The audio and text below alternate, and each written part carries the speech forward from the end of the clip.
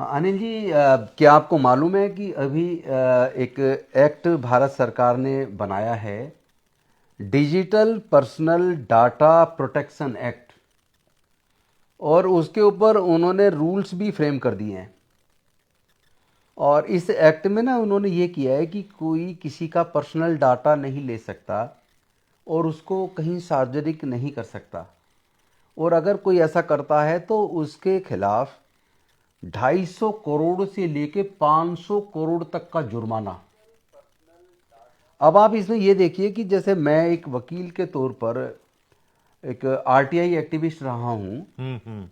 तो एक समय मुझे याद आ रहा है 2006 के आसपास यूपी में यूपी एसआईडीसी है, यूपी स्टेट इंडस्ट्रियल डेवलपमेंट नहीं, कॉरपोरेशन। बिल्कुल है, हाँ। वो इंडस्ट्रियल प्लॉट निकालती है, तो उन्होंने ट्रोनिका सिटी में इंडस्ट्रियल प्लॉट निकाले थे। हम्म।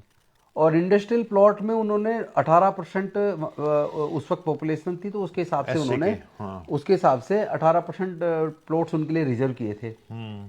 लेकिन उन्होंने एक भी प्लॉट, सारी रिक्विजिशन जो थी, जो जितना भी रिक्वायरमेंट्स थी वो फुलफिल करने के बावजूद एक भी प्लॉट शेड्यूल्ड कास्ट को यूपी की सरकार ने नहीं दिया। हम्म। जब मेरे संज्ञान में ये बात आई तो मैंने एक आरटीआई एक्टिविस्ट के तौर पे आरटीआई लगा के सूचना मांग ली। हम्म। उन्होंने सूचना नहीं दी। मैंने अपील करी लखनऊ में, 1.5 साल लखनऊ गया। अच्छा। लेकिन उसका असर ये हुआ कि उसमें मुकदमा दर्ज हुआ, लोग जेल गए अधिकारी, और उसमें कई दलित समाज के लोगों को इंडस्ट्रियल प्लॉट मिले। प्लॉट मिले। आज वो एक बहुत बड़ी इंडस्ट्रीज के मालिक बन गए, बिल्कुल ठीक है। करोड़ों की प्रॉपर्टी के मालिक बन गए। हम्म। अगर सोचो ये आरटीआई एक्ट ना होता तो वो सूचना कहाँ से मिलती, कैसे मैं केस डालता, कैसे उन लोग को न्याय दिला पाता।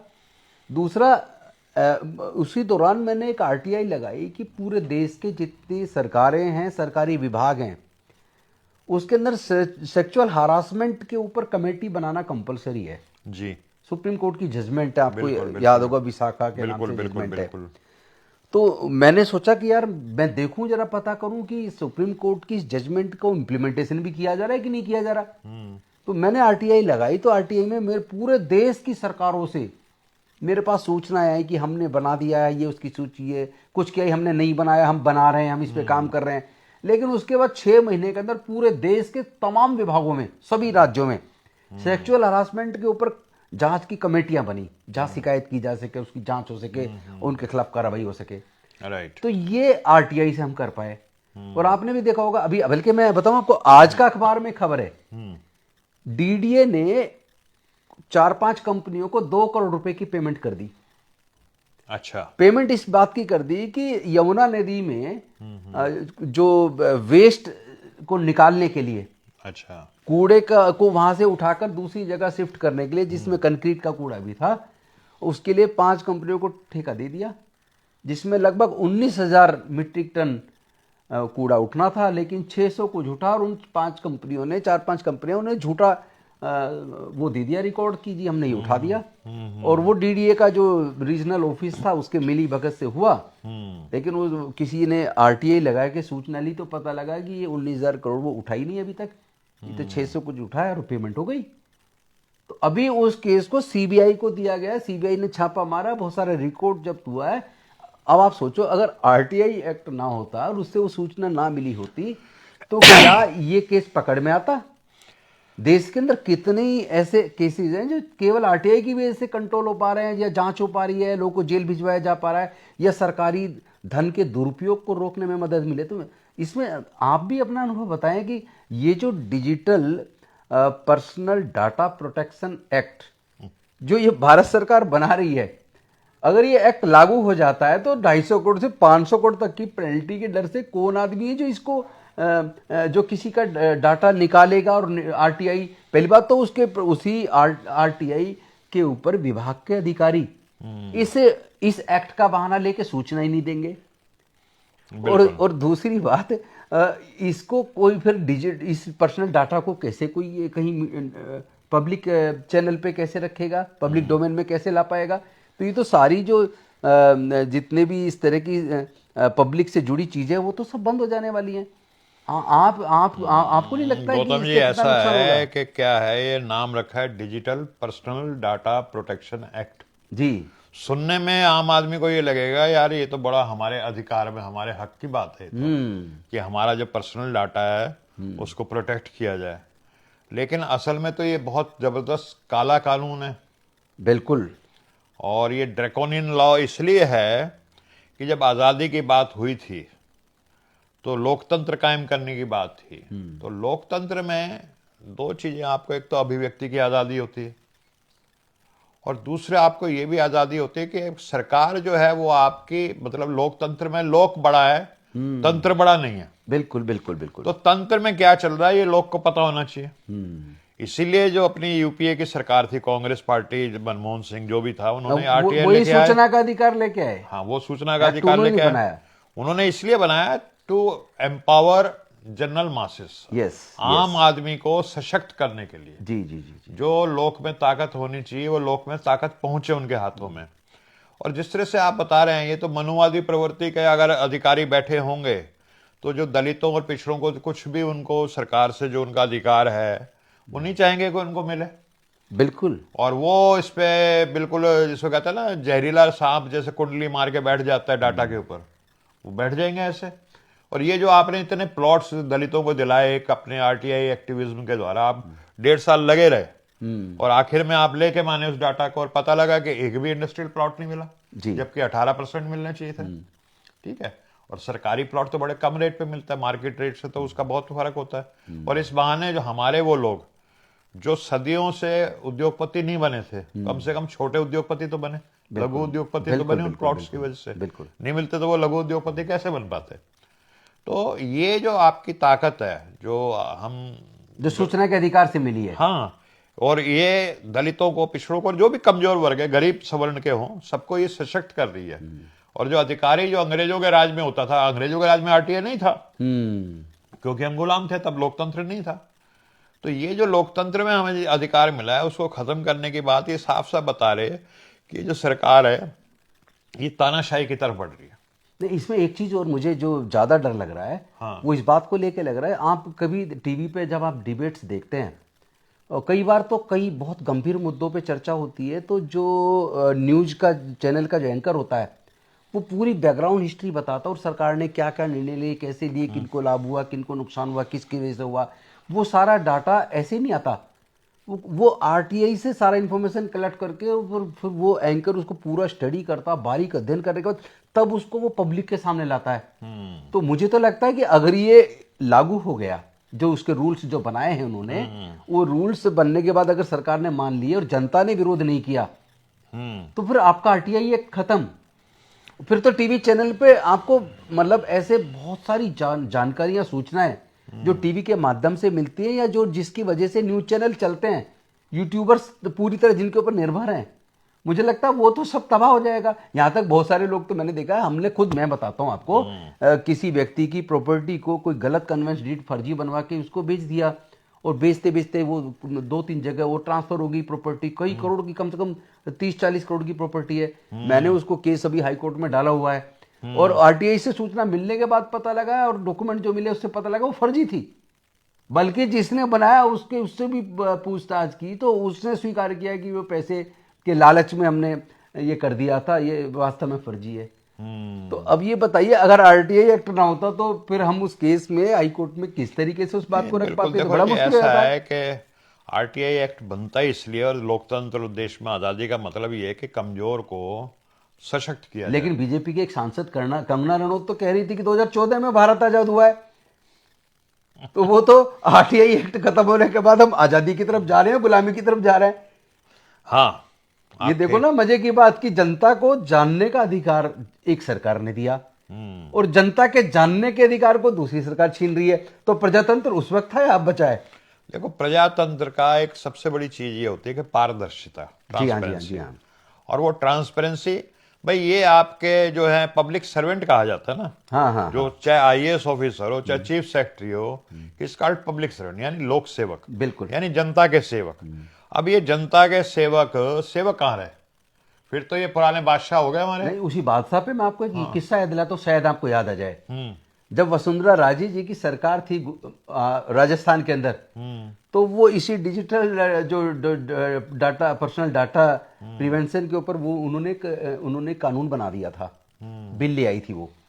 उस बिल में उन्होंने ये किया था कि जो ब्यूरोक्रेट्स हैं या जो पॉलिटिकल लीडर्स हैं सत्ता में, इंडस्ट्रियलिस्ट हैं, उनके बारे में कोई भी इस तरह का डाटा अगर कोई सार्वजनिक करता है तो उसको 2 साल तक की सजा हो। भला होगी राजस्थान के लोगों ने जबरदस्ती विरोध किया और वो रुक गया। लेकिन आज हम देख रहे हैं कि आज भारत में अगर ये लागू हो गया तो पूरे देश के लोगों का जो राइट छीन जाएगा, आजादी खतरे में पड़ जाएगी, आपके न्यूज चैनल्स की आजादी पड़ जाएगी। खतरे में क्या पड़ जाएगी? आजादी खत्म। जिस दिन ये लागू हो गया उस दिन आम आदमी की आजादी। देखिए, जब लोकतंत्र नहीं था, मान लीजिए मनुवादी व्यवस्था थी, जी जी जी, या फिर मान लीजिए चाहे उसके बाद मुगल आ गए, अंग्रेज आ गए, तो क्या होता था, जब मनुवादी व्यवस्था में जो भी काम होता था राजा का, वो संस्कृत में होता था जी, और आम आदमी संस्कृत को समझ नहीं पड़ता था, कि संस्कृत तो खास वर्ग की भाषा थी। उसके बाद मुगल आ गए, उन्होंने कहा भी कामकाज जो होगा सरकारी वो फारसी में होगा। आम आदमी हिंदी बोलते थे लेकिन वो सरकारी कामकाज फारसी में होता था। फिर अंग्रेज आए, उन्होंने कहा भी सरकारी कामकाज अंग्रेजी में होगा। तो शासक वर्ग यही चाहता है कि हम क्या कर रहे हैं इसका आम आदमी को पता ही ना लगे। तो क्या मैं इस बात को इस दृष्टि से देख लूं, जो तमाम हाई कोर्ट और सुप्रीम कोर्ट के अंदर सारा काम इंग्लिश में होता है, तो जो गांव का आदमी, देहात का आदमी बेचारा बड़ी मुश्किल से हाई कोर्ट सुप्रीम कोर्ट तक पहुंच पाता है, तो सुप्रीम कोर्ट में किसे उनके वकील ने उनके फेवर की जो बात फैक्ट उन्होंने बताया वो रखे या नहीं रखे, और उसमें ऑर्डर में क्या लिखा है, गलत है सही है, उसको बेचारे को कुछ पता ही नहीं चलता।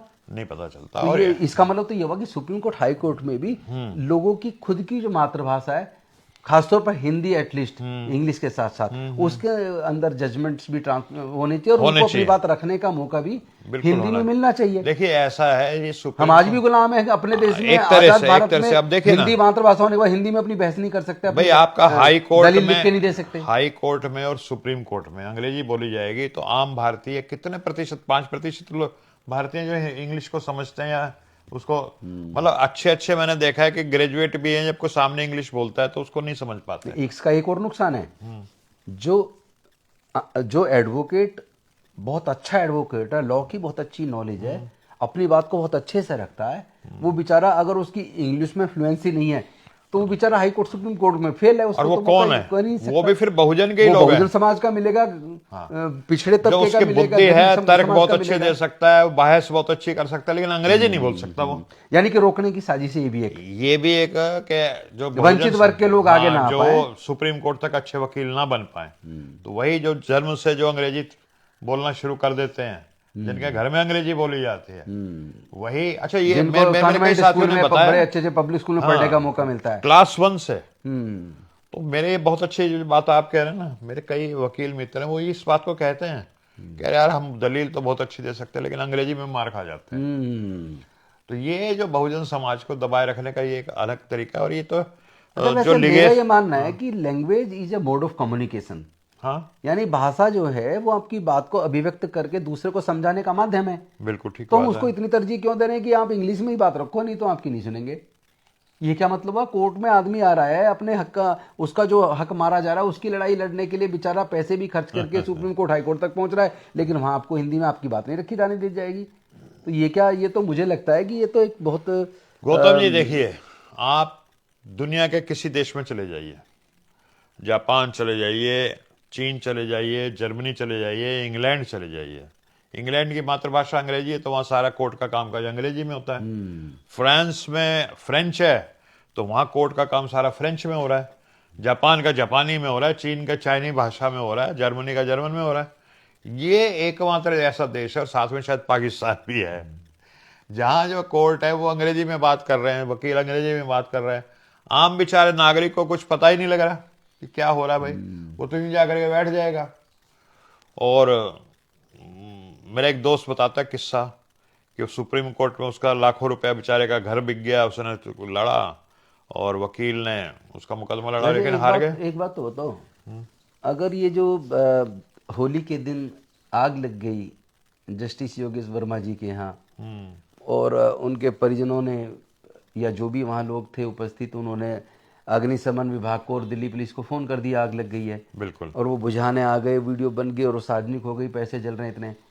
तो क्या ये मान लिया जाए कि इसका मतलब तो फिर पता नहीं कौन जज कौन अफसर क्या ले रहा है, जिसके यहाँ आप ठीक पुलिस, कह रहे हैं कि आप जिसके यहाँ कोई एंट्री नहीं कर सकता घर में, अगर आपने पूछ लिया जिसकी जी जांच भी नहीं की जा सकती, तो वहाँ क्या जस्टिस क्या हो रहा वर्मा के होगा? यहाँ कुछ नोट मिले, अगर आपने आरटीआई लगा दी तो सीधा 250 करोड़ रुपए आपका वो हो जाएगा मेरे ख्याल। फिर अगले कौन हिम्मत 2.5 लगाएगा? हिम्मत कौन अगले करेगा? 250 यानी जस्टिस वर्मा का नाम ले दिया, नाम लेने पे फिर 250 करोड़ और 400 करोड़ 500 करोड़ की तो आपके पेनल्टी तमाम तो किसी की रिश्तेदारों हिम्मत की ही नहीं होगी तमाम फिर। प्रॉपर्टी भी बिक जाएगी, तब भी पूरी नहीं होगी वो तो पेनल्टी तो। खैर ये बेहद दुखदाई है, लेकिन मैं ये कहना चाहूंगा नहीं, हम ये भी दुखदाई और नहीं, आप ये भी, आम नागरिक के लिए ये बहुत। पूरे देश के लिए घातक है, हाँ, देश और के ये लोगों के क्या लिए है घातक कि है। ये नाम अपने आप में बहुत भ्रामक है यस यस एब्सोल्युटली, बिल्कुल सही कह रहे हैं आप। Digital personal data protection act. आम आदमी जो इससे सोचेगा ये तो मेरे हित की बात हो रही है, जबकि है उसका अहित। तो मैं तो आपसे एक निवेदन करूंगा, आप मेरे मित्र भी हैं और सामाजिक न्याय की लड़ाई को आप भी लड़ते हैं, हम भी लड़ते हैं, और भी हमारे बहुत सारे साथी पूरे हाँ, बहुत देश में सारे लड़ते हैं। साथी हैं। मुझे लगता है कि इस एक्ट का और ये जो रूल्स बन रहे हैं इनका हमें सशक्त विरोध करना चाहिए, बिल्कुल पूरे हर देश तरह- में हर विरोध तरह होना से, चाहिए। बिल्कुल। और इसमें सत्ता पक्ष हो या विपक्ष हो, सब लोगों को, चूंकि ये सब लोगों से जुड़ा मुद्दा है। आप ये देखो ना, नागरिक की आजादी का मुद्दा, नागरिक की की स्वतंत्रता। आजादी के ऊपर हमला है और पत्रकारिता पे हमला है। आपको जो सूचना जानने का जो हक है उसको पूरी तरह निरस्त करने वाला है। तो आप इस पे तो एक जबरदस्त पूरे देश में आंदोलन की जरूरत है। और सत्ता पक्ष विपक्ष भी सोच ले, जब वो विपक्ष में रहते हैं उन्होंने भी आरटीआई से सूचना ले लेके सत्ता पक्ष के अंदर की गई गड़बड़ियों की जानकारी ली होगी, तो उसके खिलाफ आप लोगों ने पीआईएल्स भी डाली हैं। तो क्या सब कुछ खत्म करने का साजिश है? तो इसको हम तो होने नहीं देंगे, कम से कम इसका तो विरोध मजबूती से सशक्त तरीके से बिल्कुल करना गौतम पड़ेगा। जी, देखिए आपका एक अच्छा साथियों का नेटवर्क है और एक अपने साथियों की मीटिंग बुलाई है और इसकी एक रूपरेखा बनाई है, क्योंकि आंदोलन का कम से कम ना वो बोल की लब आजाद है तेरे, ठीक है, अभी तो बोलने का अधिकार हमें है, इससे पहले कि वो छिन जाए, हमारी जबान खींच दी जाए, बिल्कुल या काट दी जाए। नहीं, ऐसे देखो ना, जैसे महाबोधि मैनेजमेंट कमेटी एक्ट 1949 वो तब जब बना तब, और उस बनाने वाले लोगों में बौद्ध धर्म के रिप्रेजेंटेटिव ही नहीं थे। और उस एक्ट में ये प्रोविजन कर दिया, इसके जो 9 सदस्य होंगे, 9वां सदस्य डीएम होगा जो चेयरमैन होगा, और बाकी 8 सदस्य में 4 ब्राह्मण होंगे और 4 बौद्ध होंगे, और जो वहाँ मुख्य पुजारी होगा वो उन 4 ब्राह्मणों में से एक होगा, और वो उसके डेथ के बाद उसके बच्चे, फिर उसके बच्चे, फिर उसके बच्चे। आपने कहीं देखा नहीं होगा किसी दूसरे धर्म के स्थल पे मैनेजमेंट कमेटी में कोई दूसरे धर्म का व्यक्ति हो। तो अगर इस तरह से ये सूचना का अधिकार पे इतना हमला हुआ, तो इस तरह की जहां जहां हकमारी हो रही है, या जैसे नौकरी में आपने देखा होगा कि कई बार आप जैसे यूपीएससी का आपने रिजल्ट देखे होंगे कि आरटीआई से सूचना मिलती है, या जैसे रिजल्ट पहले सार्वजनिक हुआ करता था, अब नहीं होता। तो पहले क्या था, बाइफरकेटेड डाटा आता था, रिटर्न में इतने नंबर, इंटरव्यू में इतने नंबर, उससे पता लगता था कि रिटर्न में पिछड़े वर्गों के, वंचित वर्गों के लोग बहुत अच्छे नंबर ला रहे हैं, लेकिन इंटरव्यू में उसको इतने कम नंबर दिए जा रहे हैं कि बेचारा आउट ही हो गया।